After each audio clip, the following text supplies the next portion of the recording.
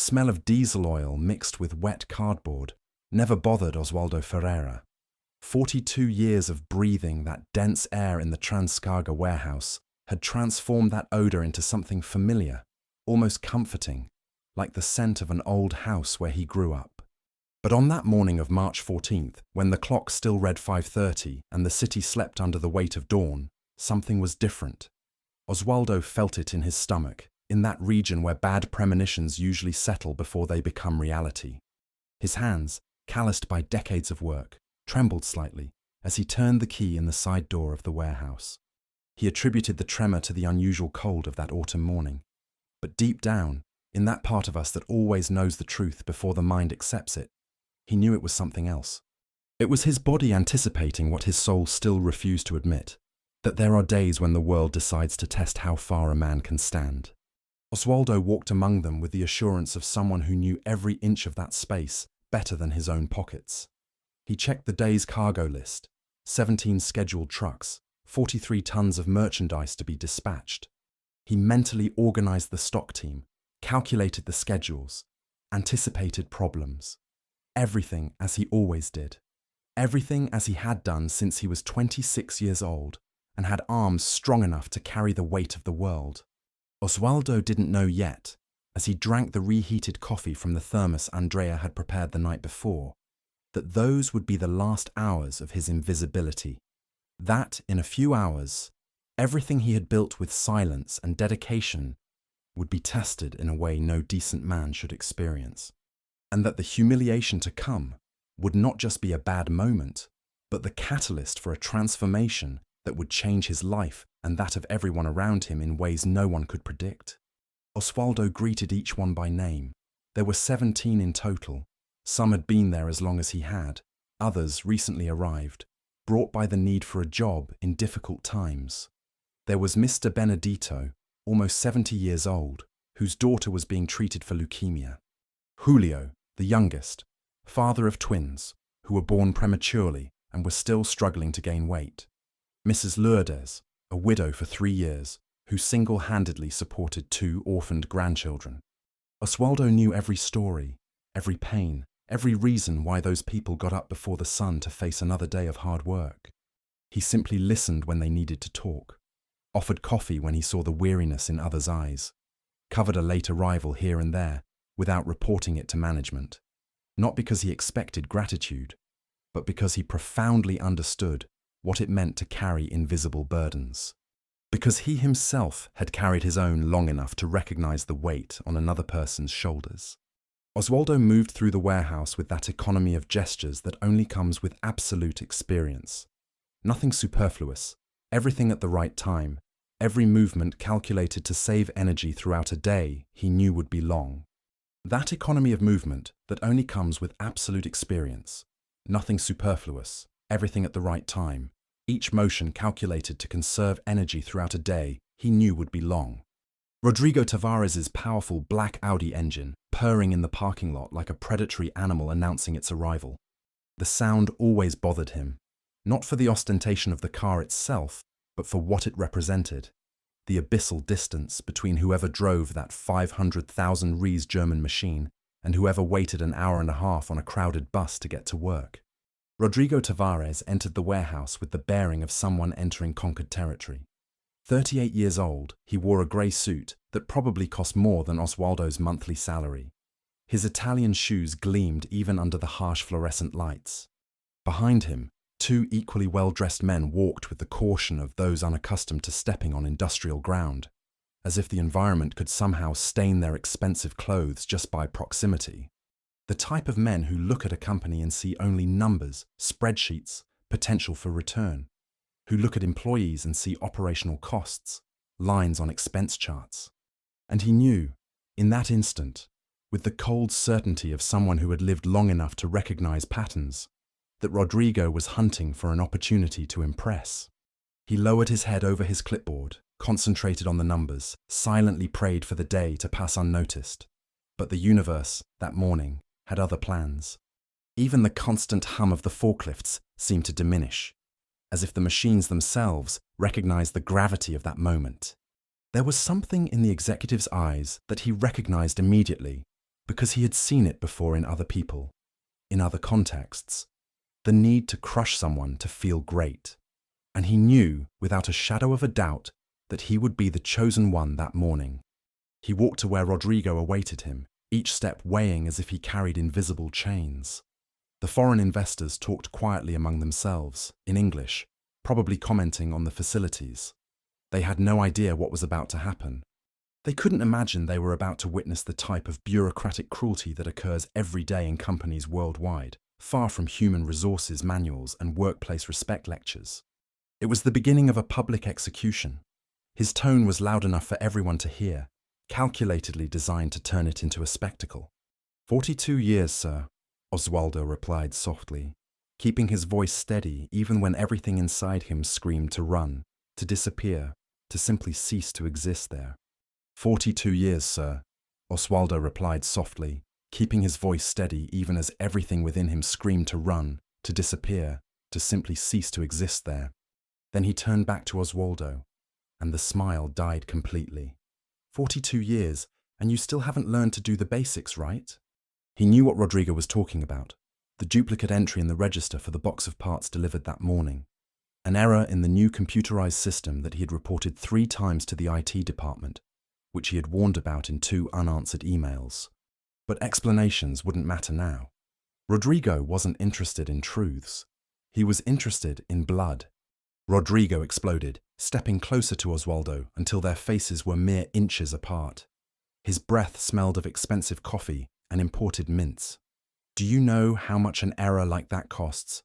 Do you have any idea of the damage an incompetent person like you can cause? And now he was incompetent. Oswaldo saw Dona Lourdes take a step back, startled. He saw Julio lower his eyes, unable to witness it.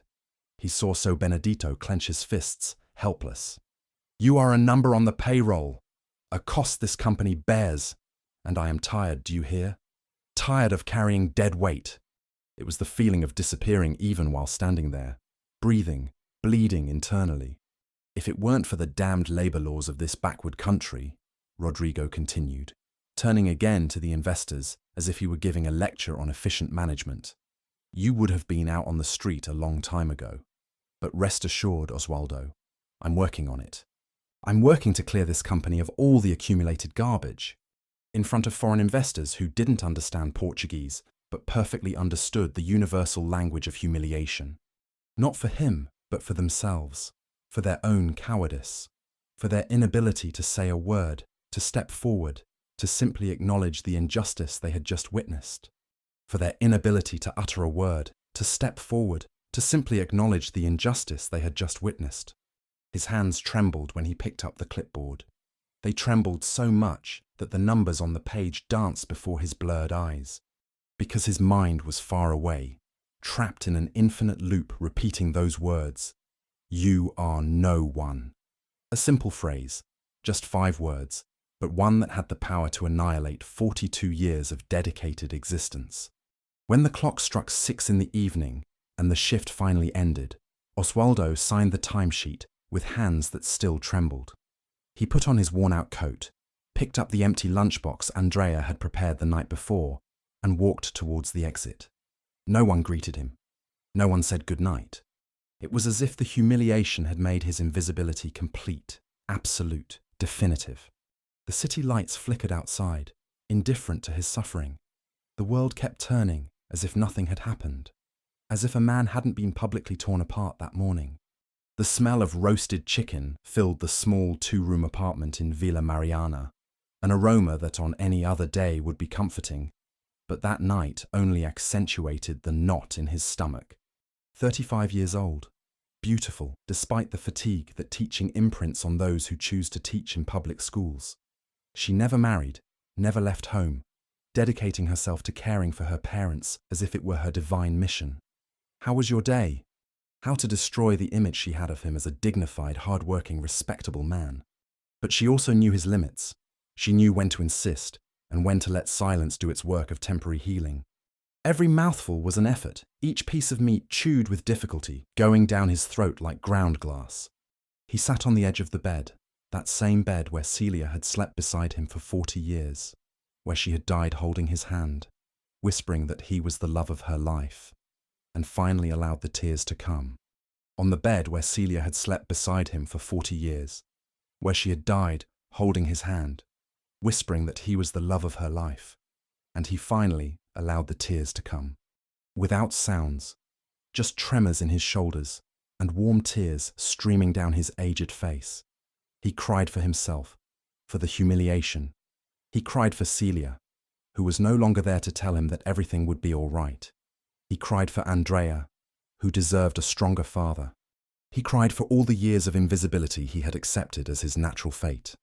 And, hidden at the back, beneath everything, a brown envelope that had arrived 3 months earlier. The registered letter stamp, the weight of the papers inside, promising something he still didn't have the courage to fully accept as real. He sat down again on the bed and pulled out the documents he had already read dozens of times, but which now seemed different, more real, more urgent. And on the last page, the share inventory, 51%, of Transcarga Ferreira and Cia, with an estimated value of 23 million reais. He, who had worn the same pair of shoes for 3 years because he didn't have money to buy another. He, who had been called dead weight that morning, owned 51% of the company that humiliated him. For 3 months, Oswaldo had kept that secret, as if it were a bomb he didn't know how to disarm. He didn't tell Andrea because he was afraid it was some mistake, some cruel trick of fate. He didn't contact the lawyers beyond formal calls because he couldn't believe it was really his. He continued waking up at 5 in the morning, putting on his worn-out overalls, carrying boxes, being invisible. After being called trash, dead weight, incompetent. After feeling that pain that only those publicly humiliated know, the pain of having your humanity denied before witnesses. It wasn't revenge, at least not the petty and destructive kind. It was something deeper, more necessary. It was the visceral need to prove, not to Rodrigo, not to his colleagues, but to himself, that his life had meaning, that 42 years of honest work were worth something, that he wasn't, never was, nobody. The number he had memorized from looking at it so often on the business card stapled to the documents. 3 rings, 4. On the 5th, a female voice answered, a sparkle that hadn't been there that morning, the spark of someone who had finally decided to stop being invisible. Mendes. Oswaldo took a deep breath, feeling the air fill his lungs completely, perhaps for the first time on that terrible day. I want to assume my position as the majority shareholder of Transcarga, and I want to do it in person, at the next board meeting, at the death certificate of the uncle he had never known, but who had somehow remembered him, at the papers that transformed decades of invisibility into real, tangible, undeniable power. I want to start tomorrow morning. But for the first time in months, perhaps in years, he didn't feel the familiar weight of obligation when his feet touched the cold bedroom floor. He felt something different, something that dangerously resembled purpose. She was making coffee with the automatic movements of someone repeating the same ritual every morning, but stopped when she saw her father. There was something different about him, in his posture perhaps, in the way he held his shoulders straighter. Or perhaps it was just that strange glint in his eyes, as if something that had been extinguished for a long time had finally lit up again. I am, daughter, Oswaldo replied, and it was true. For the first time in a long time, he was all right. Not happy, not yet, but well in a different, more solid way. I have a meeting today. I'll be a little late for work. Meeting? With whom? And Oswaldo felt a pang of guilt for keeping the secret from his daughter. But he knew he needed to do this by himself first. He needed to be sure it was real, that it wasn't some cruel dream from which he would wake up even more devastated for keeping his daughter's secret. But he knew he needed to do this alone first. He needed to be sure it was real, that it wasn't some cruel dream from which he would wake up even more devastated. At 7 in the morning, Oswaldo was seated in the reception area of Mendes and Associados, an elegant glass-walled office on the 12th floor of a commercial building on Avenida Paulista. He wore the same worn dress pants he reserved for special occasions, and the white shirt Andrea had ironed with meticulous care. His shoes, old but clean, contrasted with the gleaming marble floor. Dr. Mendes was a man in his 50s, with silver hair combed back, and thin-framed glasses that gave him a professorial air. He greeted Oswaldo with a firm handshake and a smile that seemed genuine. "Ferreira, it's a pleasure to finally meet you in person," he said, leading him to a private meeting room. "I confess I was surprised by your call last night. For the past 3 months, I had the impression you were reluctant to claim the inheritance. An uncle I didn't even know existed, an inheritance that seems too big to be real. He left the family young, in the 60s, and built a fortune through real estate and business investments. He never married, never had children, and he never forgot the nephew whose name his sister, your mother, mentioned in one of the last letters they exchanged before losing contact. She never spoke about Geraldo. How many family secrets die with people, buried under layers of shame or resentment, or simply past time? The Transcarga shares," Dr. Mendez continued, turning pages, "were acquired by your uncle in 1987, when the company was going through a severe financial crisis. He bought 51% for a relatively low value at the time, but remained a silent investor. He never interfered in management, never attended meetings. He just received the dividends and reinvested in other businesses. But to formally assume your position as majority shareholder and have an active voice in the company, we need to register the transfer and notify the board of directors. The next ordinary board meeting is scheduled for Friday in 4 days. If you wish to attend," he could have given a diplomatic corporate answer, suitable for that environment of glass walls and plush carpet. But he was tired of lies, even the polite ones. And I realized that I had spent 42 years being invisible by choice. But being invisible is different from being nobody. And yesterday, for the first time, someone made me feel like I was nobody. Dr. Mendez nodded slowly, as if that answer made perfect sense. "You are about to become the majority shareholder of a company with 240 employees. Every decision you make will affect 240 families, including that of the man who humiliated you, of his Italian suit, his black Audi, his casual arrogance." He thought about how easy it would be to simply fire him, to make him experience firsthand what it was like to be discarded, treated like trash. Revenge would be sweet, simple, even justifiable. Of Julio and his premature twins, of Donna Lourdes and her orphaned grandchildren. He thought of all those who depended on Transcarga to survive, who woke up before dawn just like him, who carried their own invisible burdens. He needed to understand this new world he was about to enter. He was no longer the employee arriving late. He was the owner arriving to assess his property. The lack of adequate shelter for employees who ate lunch outside. How many times had he suggested improvements and been ignored? How many times were his ideas dismissed because they came from a simple stockroom clerk? Oswaldo had barely entered the warehouse when So Benedito approached, his face marked by concern. "Jobs are hard to come by. We have families to support." "I know," Oswaldo interrupted gently. "I don't hold grudges against anyone. Everyone does what they can with what they have." Julio, struggling to carry a heavy box because the forklift had been broken for 3 weeks and no one had authorized its repair. Donna Lourdes, secretly taking medication for high blood pressure because the work pace had become brutal. The drivers waiting for hours to be attended because the new system was slow and constantly crashed. The day passed at a normal pace on the surface, but inside, Oswaldo was transformed. He saw everything with new eyes. He was no longer just the employee performing tasks. He was the owner evaluating how his company was being managed, and what he saw was far from pleasant. Rodrigo appeared around 3 in the afternoon, leaving his office with a hurried air. He didn't even look in Oswaldo's direction. After all, why would he? To him, Oswaldo was just part of the furniture, as relevant as the metal shelves or the stacked boxes. He watched how he yelled into his cell phone about cutting costs and maximizing profits. He watched how he treated his secretary, a young woman who trembled every time she had to bring him documents to sign. He watched how he walked through the warehouse as if the floor were too dirty for his Italian shoes. Who confused power with brutality, leadership with domination. He didn't know that the approaching board meeting would be witnessed by people who would never expect to see him there. He didn't know that every second leading up to that moment was a countdown to a silent explosion that would completely rearrange the balance of power in that place. But the universe knew, and it was just waiting for the right moment. A gigantic secret that pulsed within him like a second heart, pumping adrenaline every time he looked at Rodrigo or at his colleagues who had no idea of the earthquake that was about to happen. "You're different. You'll understand soon, my dear," he said, taking her hand across the table. "I just need you to trust me. Just 2 more days. I've always trusted you." He asked Andrea to help him choose an outfit.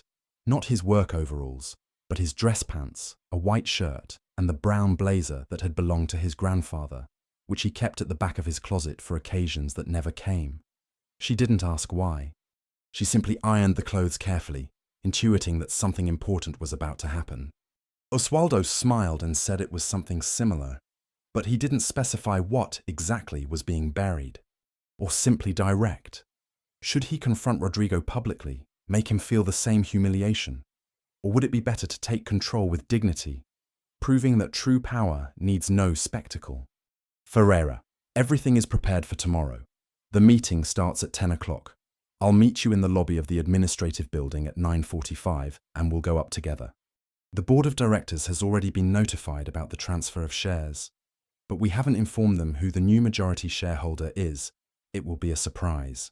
Andrea tried to talk, but he was too distracted, lost in future scenarios unfolding in his mind like alternate films. He went to bed early, but didn't sleep. He lay staring at the ceiling, listening to the sounds of the city outside, thinking of Celia and how she would have reacted. She had always been the stronger of the two, always the one to make the difficult decisions. What would she say now? "Show them who you are, Oswaldo. I always knew you were special." At 5 in the morning, Oswaldo gave up trying to sleep. He got up, took a long shower, shaved carefully. He put on the clothes Andrea had prepared. He looked at himself in the mirror and saw a stranger looking back, a man who seemed taller, firmer, more present than the reflection he was used to seeing. She knew something important was about to happen, even without knowing exactly what. "Thank you, daughter, for everything, for all these years. Soon you'll understand why I'm saying this." He had never entered it before. That was exclusive territory for high management, for offices with carpet and air conditioning, for meeting rooms with glass walls. The lawyer asked. Of decades of waking before the sun, of all the times he had been ignored, disregarded, treated as if he didn't exist. He thought of Rodrigo's voice echoing through the warehouse. "You are no one." Oswaldo could hear his own heart beating, feel cold sweat beginning to form on his palms. The corridors were elegant, with light-coloured walls and abstract paintings that probably cost more than his annual salary. Mendes stopped at the door, turning to Oswaldo. And around the table, 8 men and 2 women turned simultaneously to see who had arrived. His face went through a rapid sequence of emotions, surprise, confusion, and then the hint of a cruel smile. Oswaldo felt his legs tremble, but he forced them to keep walking. Dr. Mendes and the lawyer entered behind him, closing the door with a definitive click. "I am Augusto Mendes, from Mendes & Associates law firm. This is Dr. Carolina Ribeiro. We are here representing Mr. Oswaldo Ferreira, the new majority shareholder of Transcarga Ferreira & Cia, with 51% of the company's ordinary shares." 10 faces froze in identical expressions of shock, and Rodrigo Tavares, who moments before had been smiling with superiority, paled as if all the blood had drained from his face at once. Some kind of fraud, Ferreira inherited the shares from his uncle, Geraldo Ferreira, who passed away 4 months ago. Everything is absolutely legal and irrevocable. He saw the faces studying the papers, reading line by line, reality settling in like ice in their veins. 42 years, Oswaldo replied, surprised by the firmness of his own voice. "I'm a storekeeper, or I was. Now I am the majority shareholder." "That changes nothing," he said, but his voice was weak, desperate. "The board of directors still has management power, still.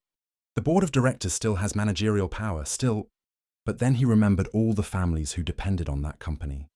He remembered Seu Benedito and Julio and Dona Lourdes.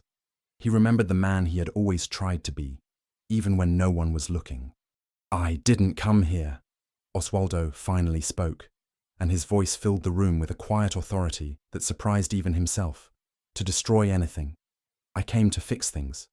For 42 years, I worked in this company. I watched it grow. I watched it change. And in recent years, I watched it lose something fundamental. I saw good, hard-working, honest people humiliated because someone decided that empathy is weakness and cruelty is efficient management, by a man who has no idea what it means to build something with his own hands, who has never carried anything heavier than a Mont Blanc pen. And my first vote, he looked around the table, meeting each pair of eyes, is for a complete review of this company's human resources policy. I want a program for improving working conditions. I want adequate safety equipment. I want respect. Oswaldo looked at the man who had crushed him 3 days earlier, who had made him feel less than human, and he felt something he didn't expect: compassion. Because Rodrigo, with all his power and money, was now learning the hardest lesson: that cruelty always exacts its price. Rodrigo will, Oswaldo began, and saw absolute panic in the executive's eyes. Sue Benedito appeared right behind her, breathless, trying to explain. Andrea stopped in the middle of the room, wide eyes scanning the environment, the documents scattered on the table, her father in a suit at the head of that impossible meeting. He said you were here, in this room, and that there were documents, that you were... She couldn't finish. What's going on? Rodrigo took advantage of the confusion to try and regain some control. Rodrigo took advantage of the disarray to try and regain some control. You deserve to hear this. He had wanted to go home, sit with her in the kitchen, explain everything calmly. But perhaps it was better this way. Perhaps some truths needed witnesses to become real. Informing me of the death of an uncle I didn't know existed. Uncle Geraldo. He was my father's brother. And when he died, he left everything to me. Real estate properties, financial investments, and 51% of this company's shares. And for 3 months I told no one, not even you.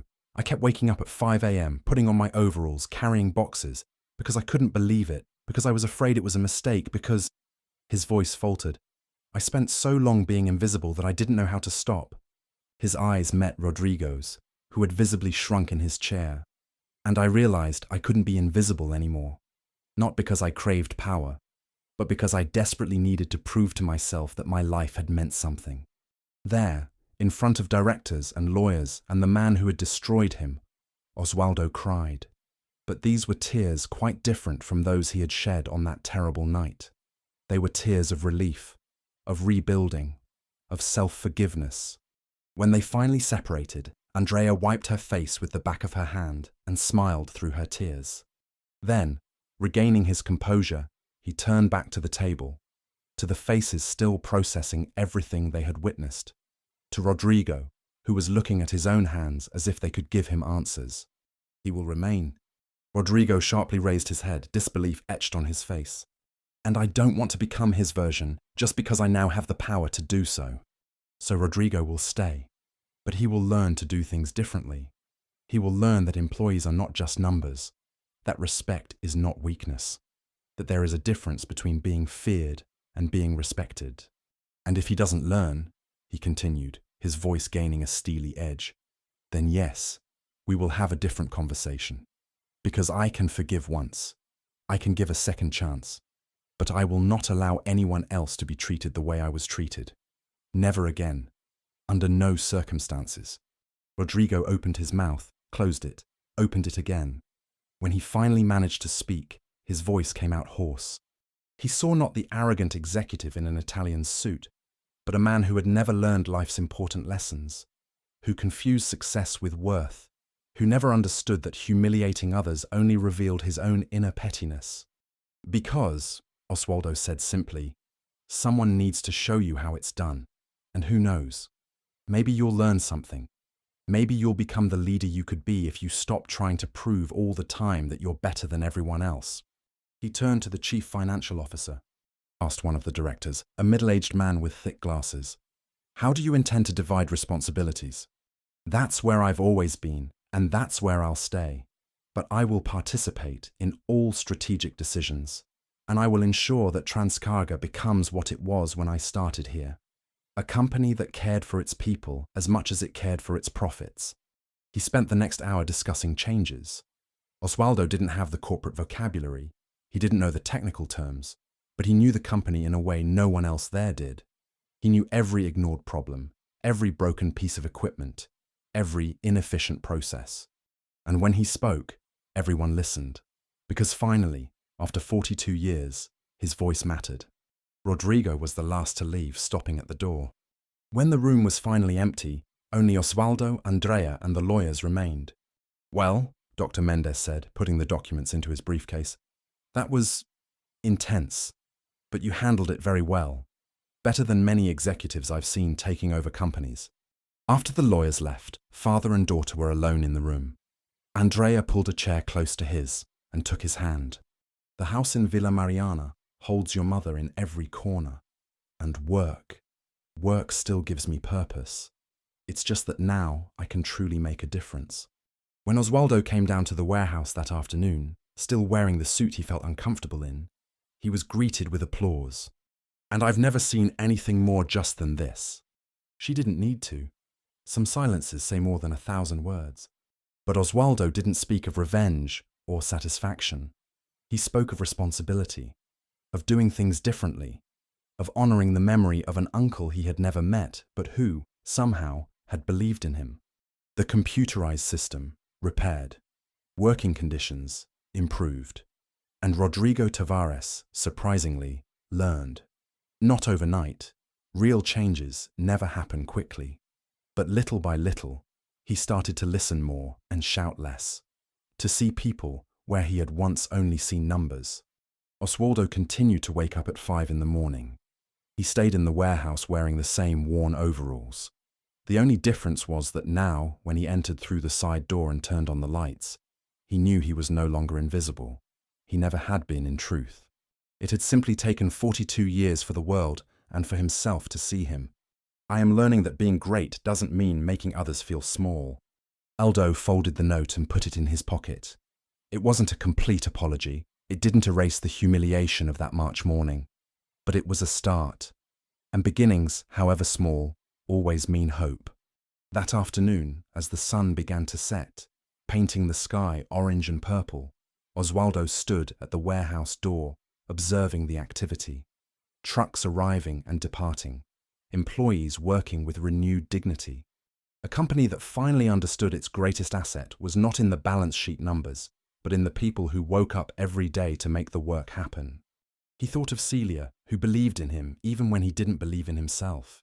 He thought of Andrea, who sacrificed so much and could now finally live a little for herself. He thought of all the invisible Oswaldos in the world, carrying burdens no one sees, building with their hands what others merely manage from afar. Of someone who finally understood he never needed their validation to know his own worth. At the warehouse he knew like the back of his hand. At the colleagues who were more family than employees.